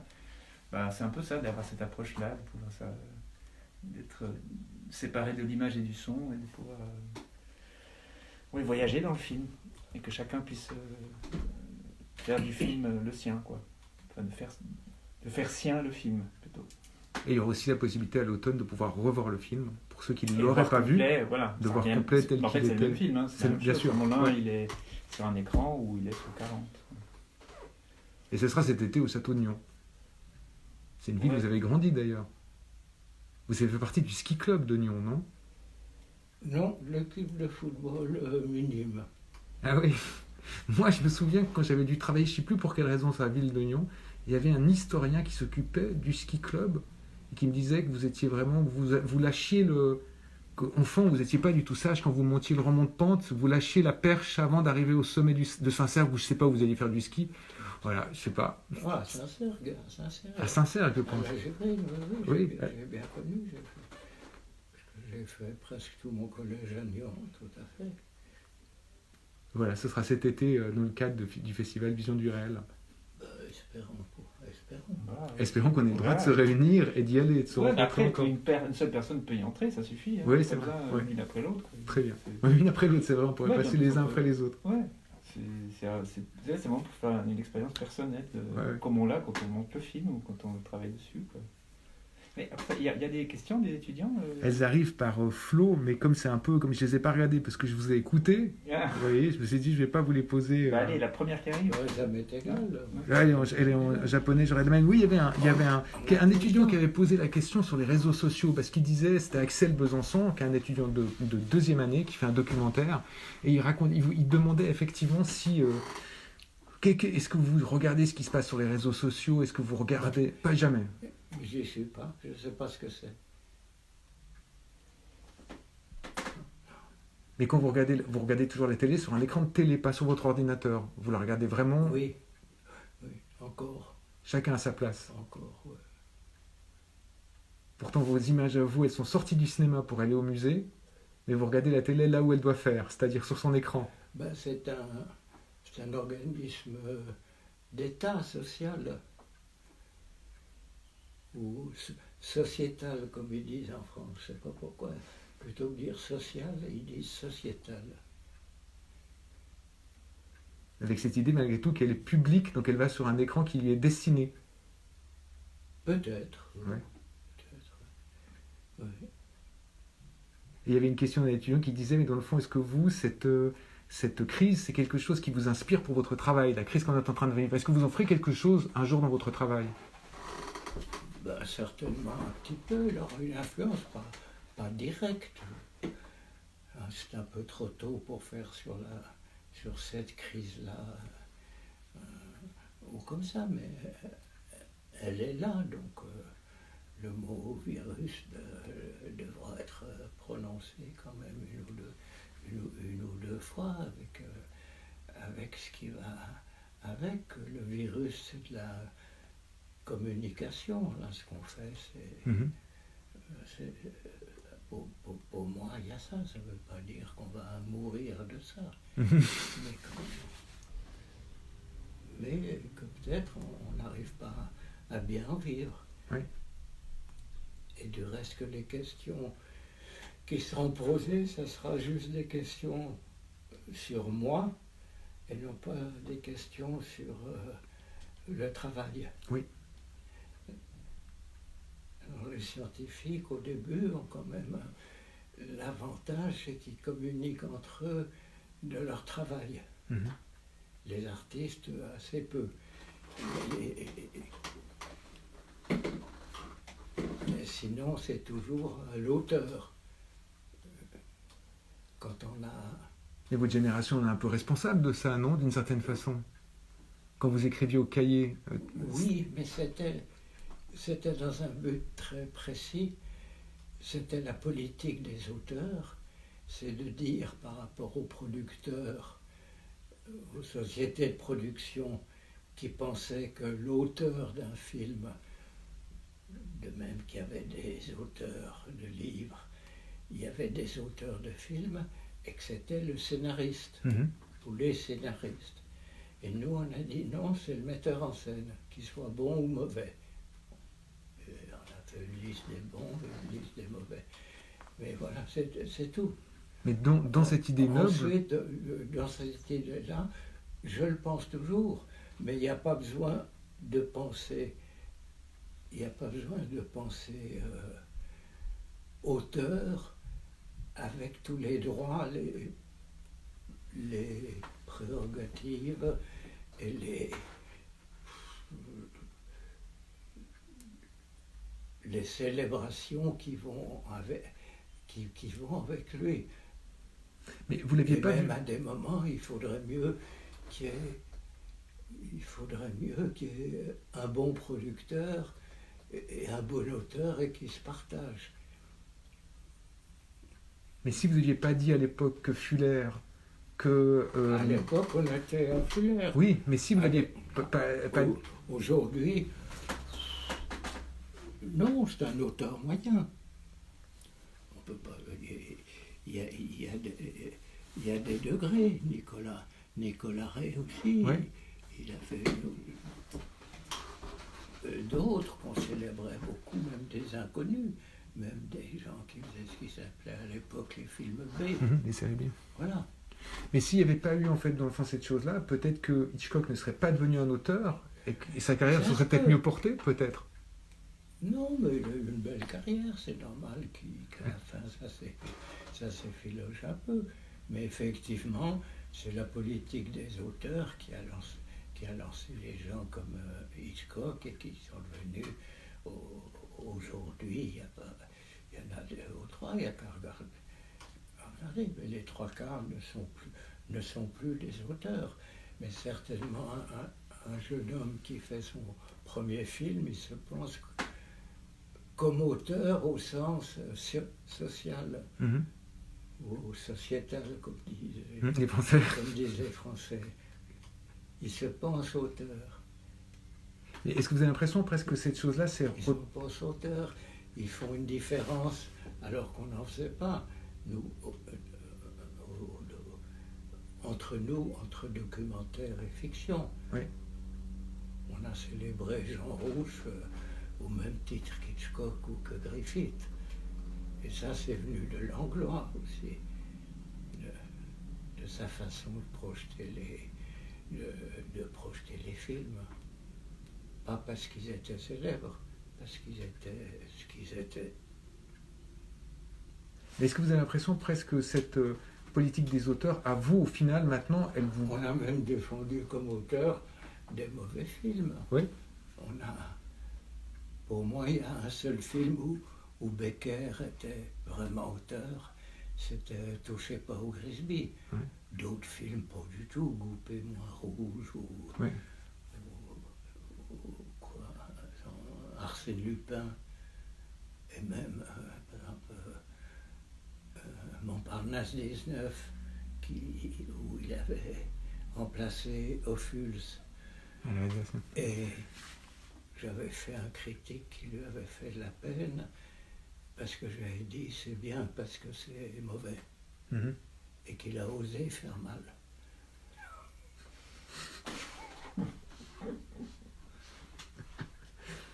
Mais quand vous dites, évidemment, on parle beaucoup du coup, on parle de vous en tant que personne et pas tellement du travail. Par exemple, il n'y a pas beaucoup. Pour moi, Chabrol n'a jamais été un auteur. Il était à part, il n'y a eu que Truffaut, Romer et Rivette et moi. Et les 3 ou 4 petits qui sont plus petits, qui sont comme la femme de Claude Nejar, Paul Delsol, qui avait fait un trop joli film, mieux qu'Agnès Varda, je trouve. Mais Agnès a fait, au début, moins, mais elle a fait 2 ou 3 bons films. Selon nous. Mais vous, quand vous pensez à auteur, c'est pas forcément une notion qualitative, c'est un statut. Non, c'est un statut, et puis c'est venu de Beaumarchais. Oui. Qui voulait faire payer l'auteur du livret aussi bien que les acteurs, puisque c'était surtout les acteurs. Mais comme par exemple, vous trouvez que le mot cinéaste, il est synonyme de réalisateur ou rien à voir? Ou d'auteur? Je trouve les deux mots pas bien. Ouais. Et auteur plus valable aujourd'hui. Et puis l'idée de metteur en scène? Après tout, c'est encore mieux, mais c'est un peu long comme mot. Ouais. C'est pas director, comme chez les anglo-saxons. Directeur est bien. Ouais. Sauf que les 3 quarts ne le sont pas vraiment. Mais c'est vrai, il y en a qui ont vraiment été. Lubitsch était vraiment un directeur. Un directeur, ouais. Et puis l'idée d'architecture, parce qu'on a l'impression qu'il y a des gens qui construisent, puis des gens qui habitent les maisons. J'ai l'impression que vous avez construit un peu de la maison cinéma. Puis après, il y a des réalisateurs, et c'est pas qualitatif, qui les habitent plutôt, c'est-à-dire qu'ils occupent les pièces, qui les occupent mieux que d'autres, des fois. Puis il y a des gens qui ont fait grandir cette maison cinéma, puis peut-être que vous en faites partie. Des gens qui ont ouvert, fait tomber des murs, ouvert. Vous vous voyez comme ça ou pas du tout? C'est une projection de ma part. Ou est-ce que vous... Vous voyez, vous dites Rivette, je trouve que Rivette, il a donné de la liberté à beaucoup de personnes en faisant son travail, comme vous aussi. Puis après, il y a des gens qui sont des gens qui habitent les pièces qui ont été définies, et plus ou moins bien. Je pense que quand vous parlez de Fuller, je pense que c'est quelqu'un qui habite bien la maison de cinéma, qui l'a remplie complètement. Même peut-être des gens comme je sais pas, plein d'investisseurs américains, Hawks, c'est peut-être quelqu'un qui habitait bien la maison cinéma, et Hitchcock, on a, comme vous, ouvert un peu une partie. Donc plutôt des architectes. Oui. Vous avez beaucoup parlé de peinture, mais on n'a pas beaucoup parlé d'architecture. Peut-être. Je crois qu'on n'y pensait pas. Hawks, pour moi, est un meilleur. cinéaste que j'emploie encore ce mot, mais c'est un meilleur cinéaste que Fuller. Fuller a une certaine passion et quelque chose. Souvent, leurs premiers films sont, pour moi, sont préférés à leurs derniers. Mais est-ce que meilleur, ça a un sens, en fait, dans le fond, meilleur ou pas? C'est comment ils se sont... Non, mais on peut dire mieux, je sais pas, mieux fait, comme Delacroix quand il reprochait à Courbet de ne pas savoir faire une épaule. Oui. Voilà. De moins bien exécuté. Oui, c'est ça. De moins bien exécuté. Comme il y a des meilleurs médecins que d'autres, sans doute. Ben, forcément, le diagnostic, c'est quelque chose. Je sais pas si...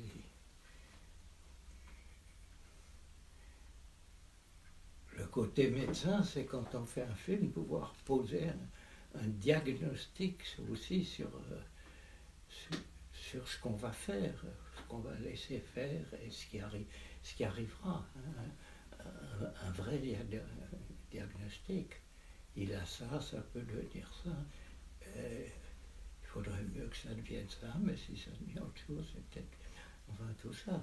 Mais il y a ce côté médecin, oui. Je crois que je l'ai eu assez tôt.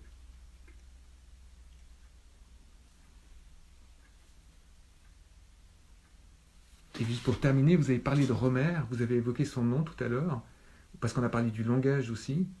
Et c'est pas quand vous êtes en train de réfléchir et que vous continuez à réfléchir à cette histoire, à cette idée de langage, de la langue, vous avez parlé de la langue commune. Est-ce que dans le fond, Rohmer n'était pas une des personnes qui était le plus proche de ses préoccupations avec vous, dans ce groupe, non? Ça, j'en sais rien. Je crois pas. Je crois pas. J'étais beaucoup plus proche de Rubens. Mais Rohmer, je l'ai connu surtout un peu avant la Nouvelle Vague. C'était un aîné qui avait sa vie, qui connaissait d'autres gens avec lesquels on a vécu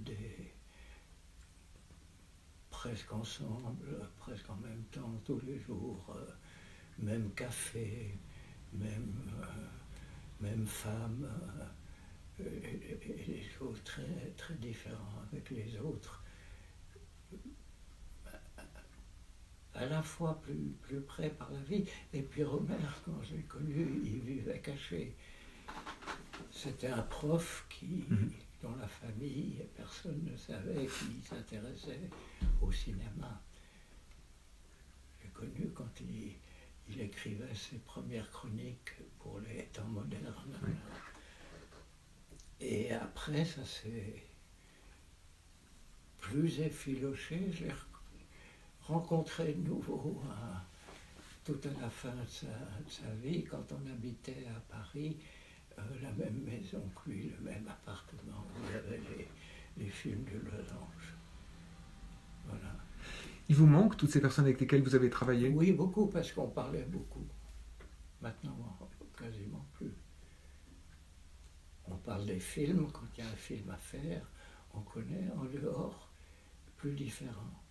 Moi, au fond, non, c'est pareil. Parce qu'on personne, sauf un peu avec Rohmer, on parlait avec Truffaut et Rivette, pas du tout de la vie personnelle, si on peut dire. Ça, on sait pas. On apprenait des choses, mais c'est tout. Et de les savoir travailler quand ils travaillaient en même temps que vous? Non, mais on allait beaucoup au cinéma à l'époque. Oui. On allait beaucoup, chacun à sa manière. Rivette, il pouvait rester un après-midi à revoir les films 4 fois. Moi, je voyais 4-5 films par jour, des bouts, c'était une autre manière de faire. Oui. Pour qu'a dit des bouts de films. C'était une équipe quand même. C'était une équipe, même Chabrol quand même. Mais même quand vous êtes vous revenu ici et que dans le fond vous étiez moins en contact avec eux. Ah, après plus du tout. Mais de savoir qu'ils continuaient. Depuis longtemps. Oui. Depuis longtemps. Mais de savoir qu'ils continuaient de travailler. Est-ce que c'était important pour vous, par exemple, le fait qu'ils ne soient plus du tout là maintenant, qu'il n'y aura plus de films d'Éric Rohmer? Oui, moi je voyais leurs films, soit en salle, soit maintenant après en DVD, je suivais comme ça. On a gardé un peu un contact avec Rivette parce qu'on avait fait une discussion pour un film qu'Anne-Marie voulait faire qui s'appelait les quatre quoi. Les quatre quoi, ça venait de la bande des quatre. Ah, la bande des quatre, d'accord, oui, bien sûr. Ça venait des Chinois. Ouais, ouais. La bande des quatre, ils voulaient faire un film sur. Ils voulaient faire un film qui est Marguerite Duras, Rivette, moi et les Straubes. Les Straubes, ouais. Et puis les Straubes n'ont pas voulu. Donc c'était foutu. Ils n'ont pas voulu parce qu'il y avait Marguerite Duras. D'accord. Papa. D'accord. Vous avez dit quelque chose juste qui est très proche de la pratique, en fait, dans le fond, qu'ont beaucoup d'étudiants qui sont à l'école. Vous avez dit, je regardais des bouts de films. Je regardais beaucoup de bouts de films. Oui. Comme c'est quelque chose qui est très présent dans votre travail, cette idée de coller des choses qui sont des citations, des bouts de choses de livres, de romans. Petit à petit, mais les livres aussi, je lis des bouts de livres. Des fois, j'en relis des bouts après, pas le même, un autre, et ça. Non, ça, toujours, un peu touche à tous. Alors cette idée au sens critique. Des étudiants, souvent, ils vous disent aujourd'hui, je suis en train de regarder Citizen Kane. C'est-à-dire, ils en ont regardé un bout, et puis ils vont regarder un bout le soir. Et moi, je dis pourquoi pas, c'est pas plus mal. Oui. C'est très bien aussi de le regarder par épisode. Mais cela, en fait, dans le fond. Oui, mais il faut y repenser après. Oui. Il faut y repenser. Mais ça permet de vivre avec un film assez longtemps, de se dire, je regarde Citizen Kane sur une semaine, je reviens en arrière. Non, parce que là, ça serait trop voulu. Il faut le regarder quand on a besoin. Oui. Mais vos films... L'autre jour, je regardais un bout des Lamberson, la splendeur Lamberson, que j'aime bien. Mais ce que je voulais savoir, parce que j'ai mis un peu dans mon film, je me souvenais qu'il y avait une actrice qui venait du Mercury Theatre, l'équipe de Wells au Mercury Theatre, et qui s'appelait Agnès Moorhead, et qui joue la tante, et qui à un moment, elle a une crise de larmes. Je voulais me réécouter la crise de larmes, le son de cette crise de larmes, et j'ai regardé un bout des Amberson jusqu'au moment où j'arrive à cette crise de larmes. Voilà, comme ça. C'est des pièces historiques, c'est de la, comme je dis dans le livre d'images, c'est de l'archéologie. Et c'était aussi fort que votre souvenir, cette crise de larmes? Oui, ah oui, il y a certains trucs comme ça. Vous avez retrouvé ce que vous cherchiez quand vous l'avez revu? Tout à fait. Des fois, on trouve, on s'imagine, ou un mouvement de caméra dont on a parlé, c'est pas du tout ça, c'est autre chose. Puis à des moments, c'est vraiment ça. Là, c'est sûr, vous la regarderez si vous voulez. C'est dans une dispute avec son neveu après la mort de la mère. Et en fait, elle était amoureuse de Joseph Cotten. Mais c'est peut-être pour ça que cette façon de mettre en regard des extraits de choses, que ce soit de la littérature, de la musique ou des films, ça vous rend étonnamment très proche des étudiants qui sont aujourd'hui dans les écoles de cinéma et qui, par une culture de cherry picking, comme disent les Anglais, en allant sur Internet chercher quelque chose à droite ou à gauche, se sentent très proches de votre travail. Peut-être. Parce qu'il y avait quelque chose qui est dans l'air du temps, de ce que vous faites, qui est... peut-être mieux que l'idée qu'à l'époque, ou c'est peut-être mieux que la Fémis, mais j'ai des doutes. Non, je dis pas, c'est pas tellement ça, j'ai l'impression que comme le musée imaginaire de Malraux, comme votre façon de faire, c'est-à-dire de mettre en regard des choses qui sont de nature différente, ça leur correspond beaucoup. Mais c'est Bresson aussi qui disait rapprocher les choses qui n'ont pas de rapport entre eux, ou qui a priori n'ont pas, je ne sais plus comment il le disait. Le livre de Bresson était un vrai bréviaire de ce point de vue-là pour nous à l'époque. Et comme si le cinéma c'était ça, en fait, dans le fond, que c'était ce tube de colle, ça permettait de coller à la fois la peinture, la littérature, le texte, des choses qui ne devraient pas adhérer, mais qui adhèrent. Oui, qui n'a pas été très, très suivi, qui n'est pas très suivi. On aime bien les choses plus précises, genre les films de... Comment il s'appelle de Sautet, les films de Claude Sautet, ou comme ça. Des films d'hommes. Bon, Ouais. bien fait, trucs comme ça, on l'en voit de temps en temps à la télévision. J'aime encore mieux un film de sauté que ceci ou cela. Mais je ne peux pas en regarder un autre le lendemain. Non, il faut qu'ils se demandent mais qu'est-ce qu'ils font quand. Ce que c'est peut-être pas demander Niepce.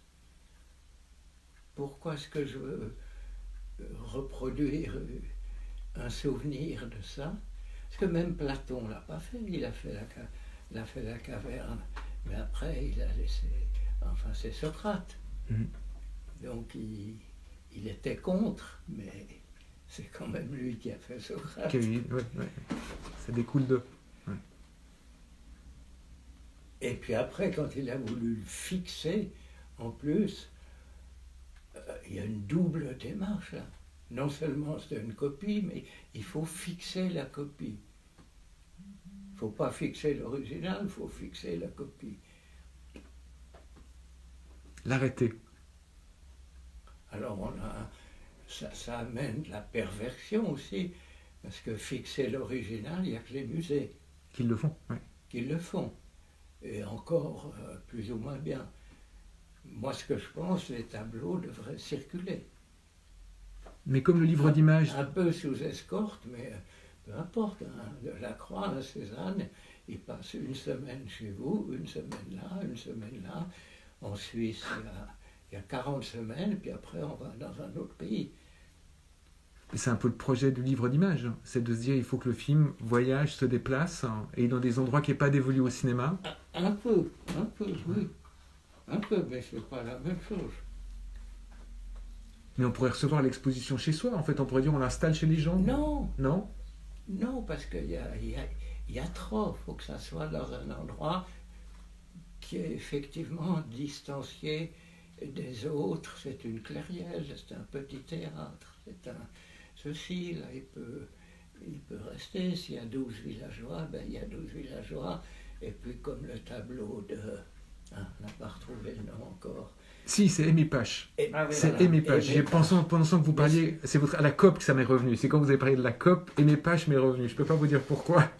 Non, mais Pache, c'est un bouquin de Ramu que Oui, bien sûr. j'aimais bien. Je ne l'ai pas tous lu, mais celui-là, je l'aimais bien. Oui. Puis je m'en suis un petit peu espéré. Ben alors, comme fait mes Paches, on le met dans un café, Oui. à côté de la télé. Oui. Puis c'est tout. Une fois, on peut faire ça. Mais merci beaucoup en tout cas. Merci à vous. D'avoir passé ce petit moment avec nous. Merci. Si vous me permettez un message plus affecté comme ça, de vous dire qu'on tient à vous et qu'on espère que vous êtes j'en suis. Même si j'étais moins protestant en fait et calviniste, je vous dirais je tiens à vous en fait. Et moins gêné. Mais voilà, on espère que vous vous portez bien et on se réjouit de voir le prochain. Vous avez l'air de vous porter bien. Ça va. Je vais garder mon masque alors du coup. D'accord. Et mon sourire. Merci Jean-Luc. Merci à vous, Lionel. Hop. Bon bah super. C'est drôle de dire que c'était un direct avec ça, quoi. Oui. On est Est-ce que entre tout le nous, monde a tout vu et tout entendu? Je sais pas, mais Bah c'est ouais, pas j'en très sais très rien. grave.